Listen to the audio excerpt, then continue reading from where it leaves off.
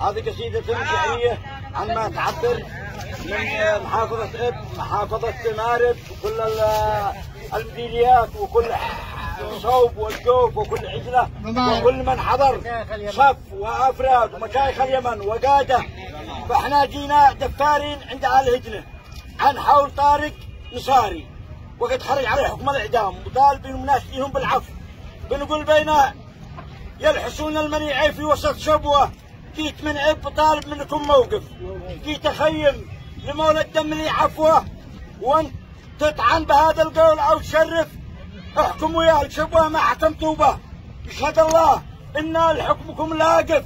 لو حكمته جبال العود والسدة وأرض يحسب والقلة وبن الحارث، لو حكمته بعلوه هي وذي فروه والمعاكن وذي مره، ما خالف حسين هدنه وسمى طالبين عفوه. والمثل قال يلا لقني عارف القضايا عند الله محسوبه، لا عفيته في الجنه لا وارث. السلام عليكم. كلمات شيخ الشاعر علي الكويتي محافظة.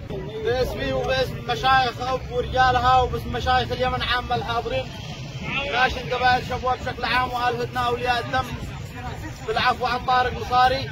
يا قمم شبوة وبيحان الأعلى القفي قال المخيم سلامة. قد وصلناكم لمخرج وحلا يا بلاد المعرفة والشهامة. أبيات أخرى قلنا يا قلعة المجد التليده المعلي راس، هذه منحنت للمعتدين شامخة فوق الشموخ. يا قلعة المجد التليده المعلي راسها بيحان شبوة، يا شوامخ شامخة فوق الشموخ شبوة بعزتها وشيمتها وقوة باسها. وإحنا وصلنا ننتخي فيها الرعية والشيوخ، العفو متقدر بها من ساسها لا راسها، وسيفها القطاع شرخ زمرة الباطل شروف. لي منع شموخها وانا لي منع طيبة ناسها، القوم ذي فيها المبادئ راس فوق الرسوخ. سلامة نبيكم.